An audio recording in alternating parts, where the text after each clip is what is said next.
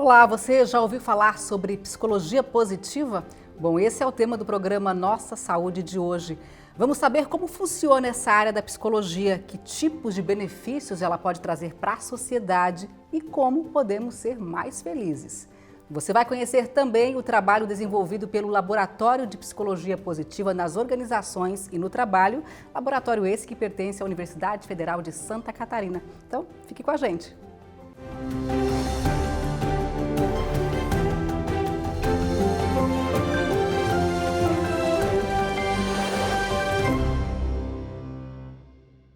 E o nosso entrevistado de hoje é o professor Narbal Silva, do Departamento de Psicologia da Universidade Federal de Santa Catarina e coordenador do Laboratório de Psicologia Positiva nas organizações e no trabalho. Professor, seja muito bem-vindo aqui ao Nossa Saúde.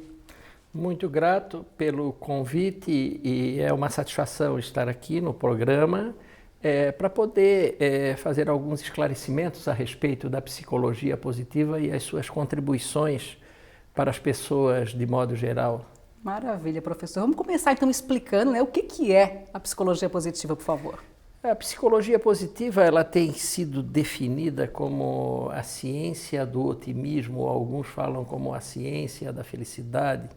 Na verdade, é uma área de conhecimento em um campo de atuação científico que tem origem nos Estados Unidos no final da década de 1990, mais especificamente em 1998, por um psicólogo chamado Martin Seligman, cujo objetivo é resgatar alguns propósitos da psicologia que foram esquecidos ao longo do tempo, entre eles o foco nas virtudes, nas forças, no caráter, nas qualidades psicológicas positivas e nos potenciais das pessoas, e não somente nas suas fraquezas, nos seus defeitos e nas suas doenças. Durante muito tempo a psicologia fez grandes esforços no sentido de entender as doenças no ponto de vista psicológico e contribuiu muito para isso, mas as virtudes humanas, as qualidades e os potenciais humanos foram esquecidos. E no final, como já mencionei, da década de 1990, no famoso discurso na APA, que é a Sociedade Americana de Psicologia, Martin Seligman fez um apelo a esse resgate, a esse renascer da psicologia para as virtudes humanas. Então, esse é basicamente o foco da psicologia positiva. Olhar para o que as pessoas têm de melhor e não o contrário. É uma ciência relativamente nova, década de 90, né? E aí ela vem como um complemento dos tratamentos tradicionais ou ela substitui? Como é que funciona isso? É muito bem posta a sua pergunta. Na verdade, a psicologia positiva ela não vem para contrapor, ela vem para complementar, né? Todos os esforços científicos feitos por cientistas importantes no campo e na área de conhecimento da psicologia ao longo dos séculos foram extremamente importantes, né? Mas ela veio para contribuir com o acender a luz para as virtudes humanas, né? Para aquilo que as pessoas têm de melhor, né? Para o lado da excelência, para o lado ótimo da vida que muitas vezes é negligenciado, seja na sociedade, seja nas organizações, seja nas mais simples e cotidianas situações de trabalho. Então, é um realce, um destaque para o potencial, para aquilo que as pessoas têm como qualidade que nem sempre são desenvolvidas, que nem sempre as pessoas têm consciência de que são capazes de realizar coisas em benefício próprio ou em benefício de outros aos quais elas se relacionam como se essas coisas estivessem adormecidas, como se fossem sementes em um jardim que não conseguem proliferar e se tornar aquilo que elas podem ser.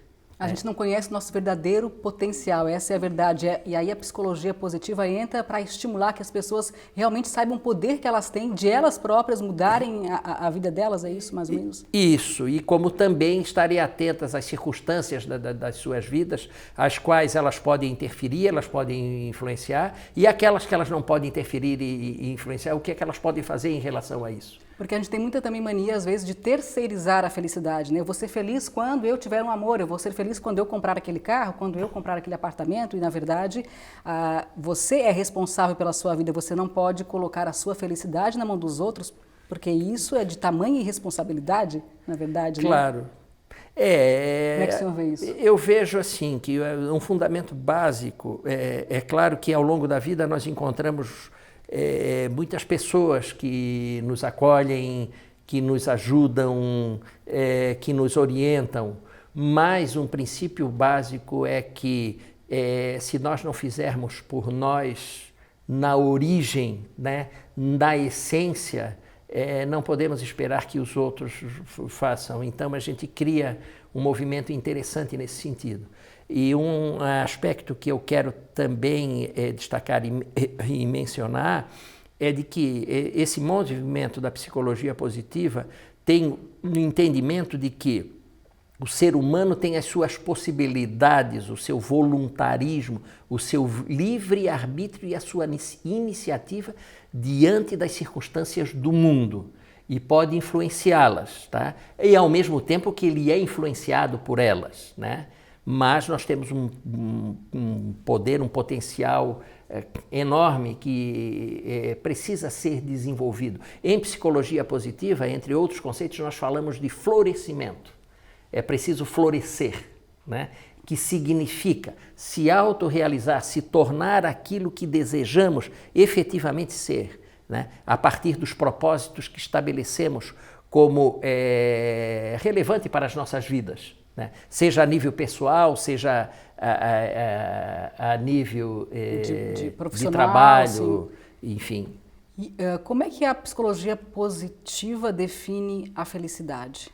Bom, esse é um desafio enorme para todos nós, né? Pensar a respeito de felicidade. Parece subjetivo demais, né? Isso, e o nosso grande desafio é objetivar esse pensamento e esse sentimento caracterizado como um estado psicológico revestido de aspectos preponderantemente positivos que são construídos no tempo e no espaço. Eu estou sendo um tanto prolixo em relação a isso. Explica um pouquinho melhor para que a gente consiga ali acompanhar. Claro, mas a felicidade é assim, um esforço que hoje nós temos no que se refere ao seu desenvolvimento, de pensar, primeiro, como um estado psicológico. Então, o que é que significa um estado psicológico? Significa dizer que não é algo que as pessoas têm ou não têm. Significa dizer que é algo que as pessoas podem adquirir, tá? E hoje, no momento presente. E por elas mesmas ou estimulado por alguém? Por elas mesmas estimulado. E também estimulado pelas relações que elas estabelecem ao longo das suas vidas. Tá. Não é uma coisa ou outra, são as duas coisas, é um conjunto, é um movimento. Então é um estado psicológico. Ao falar de estado psicológico, significa que ela é passível de ser construída ao longo do tempo, por mim e a partir daqueles com os quais eu me encontro. Todos temos essa capacidade dentro da gente. Todos temos. Embora muitos não saibamos disso. Não saibamos, todos temos essa possibilidade. E aí o que é que nutre esse estado psicológico? Pensamentos, né? E sentimentos decorrentes desses pensamentos, que se tornam preponderantemente positivos, né? O que é que seria preponderantemente positivos, né? A possibilidade de eu me influenciar de um modo prioritário para os aspectos ótimos e excelentes das minhas circunstâncias. Focar a minha atenção naquilo que existe, naquilo que é melhor, e não no que existe e no que é pior. É o focar no copo cheio. O lado cheio isso, né? do copo. Essa representação de assim, que você tem um copo meio cheio. Exato. Né? Onde é que você coloca a sua atenção? Isso. Ele está meio vazio ou é o copo meio cheio. Isso, ali está a grande diferença entre otimismo e pessimismo, né? O que é que você prioriza? Sim. O que é que você vê? Aquilo que existe, aquilo que tem, aquilo que é possibilidade, aquilo que é potencial, ou o contrário? Então isso é psicologia positiva. E à medida que você começa a prestar atenção e, sobretudo, praticar e agregar esses aspectos em termos de atitudes e de comportamentos, você vai experienciar que a vida melhora. Não é também ignorar que não exista o lado ruim e que isso aqui não está tão bom. Não, é também olhar para aquilo, porém é valorizar muito mais o positivo do que ficar se lamentando e focando na coisa ruim, se martirizando por aquilo ali. É uma escolha que a gente pode fazer, na verdade. Sempre, né? Nós sempre temos escolhas, né? Não é verdadeira a ideia de que algumas vezes as pessoas expressam, né? Eu não tive escolha, né? Não ter tido uma escolha, que muitas vezes significa eu não pude fazer nada, já foi uma escolha. Mas se eu escolhesse de uma determinada forma, eu poderia ter sido punido. Sim, todas as escolhas têm consequências, mas nós sempre temos escolhas. Nós somos dotados de livre arbítrio, de voluntarismo, né? Nós não somos unidirecionalmente, o que é que eu quero dizer com isso? Somente determinados pelo que vem de fora. Tá? Nós temos uma força interior que pode influenciar o que está à nossa volta. Embora o que está à nossa volta também nos influencia. Sim. De novo, são as duas coisas. Sim. Eu sempre repito. É um caminho de mão dupla, né? Não é isso ou aquilo, é isso tudo. E aquilo. A gente vai fazer uma pausa agora, vai para um breve intervalo e na sequência então a gente volta para falar sobre as ações e pesquisas que estão sendo desenvolvidas no Laboratório de Psicologia Positiva nas organizações e no trabalho, laboratório esse que pertence à Universidade Federal de Santa Catarina. Até já.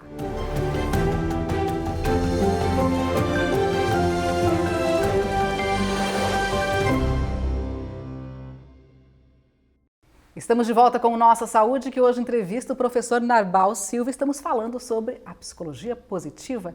Professor, a psicologia positiva vem sendo cada vez mais falada. Onde é que ela vem sendo aplicada?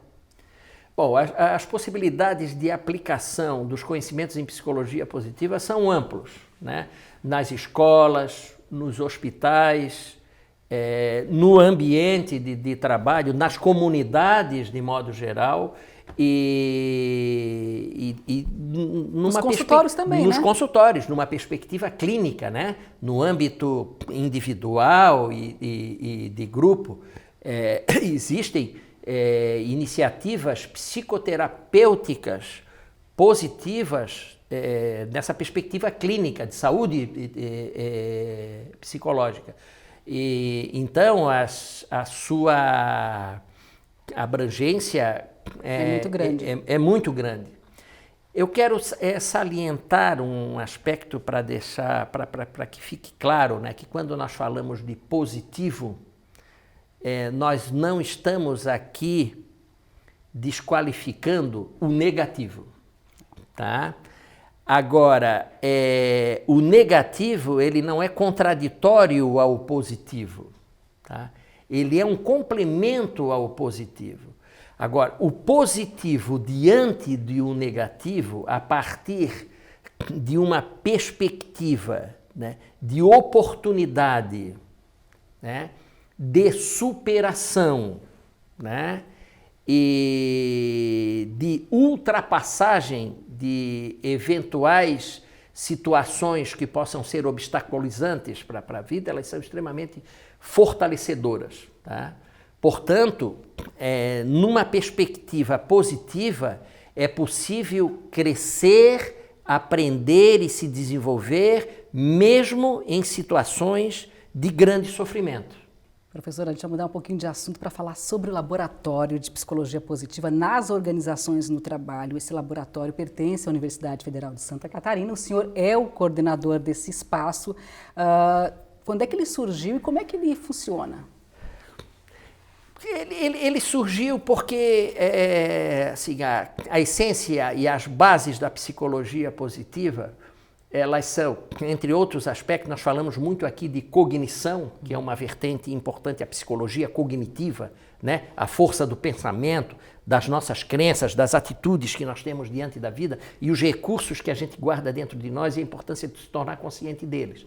E uma outra base da psicologia positiva importante chama-se humanismo, né?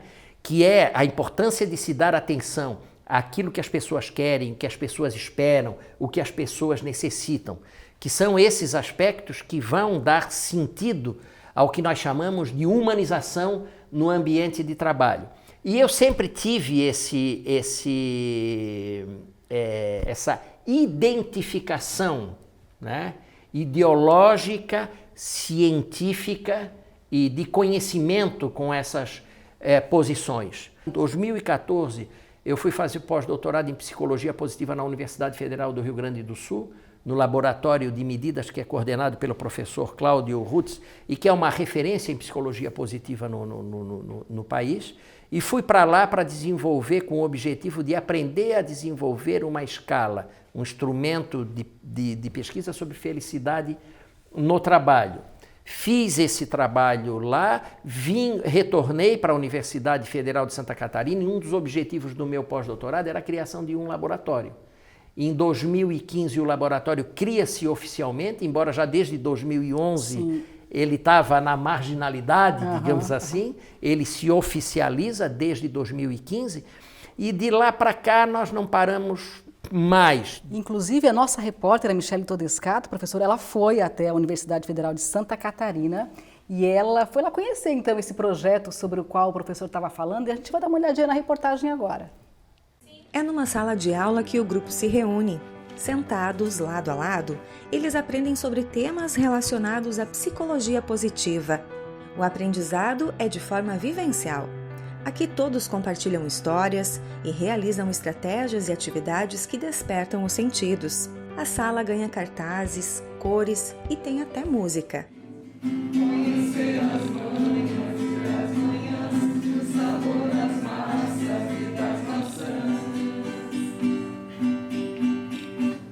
O curso é oferecido pelo Laboratório de Psicologia Positiva nas Organizações e no Trabalho, o LAPOT, da Universidade Federal de Santa Catarina. O nosso curso de desenvolvimento das qualidades psicológicas positivas, ele tem como intuito o desenvolvimento de habilidades emocionais, socioemocionais, como resiliência, otimismo, esperança, autoeficácia, inteligência emocional, gratidão, e a gente finaliza o curso falando um pouco sobre felicidade.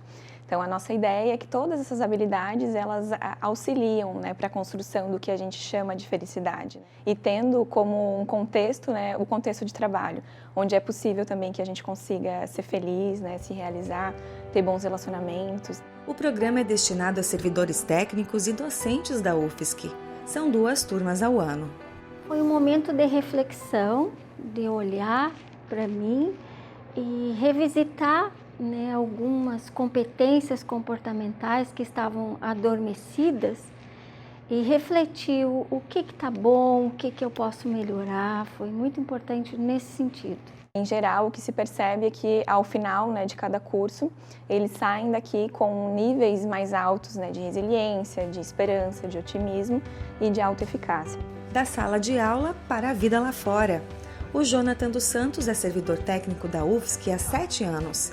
Ele conta que estava navegando no portal de capacitação da universidade quando se deparou com a informação do curso. Achou interessante e resolveu participar. Hoje conta com entusiasmo sobre o que vivenciou nos 9 encontros do programa. Cada aula era uma surpresa diferente, porque a didática dos professores é bem variada. Cada aula tem algum professor participante, as atividades que eles fazem no curso são muito lúdicas, a gente experimenta coisas diferentes através dos sentidos, é pelo tato, é pela visão, pelo paladar, pelo olfato.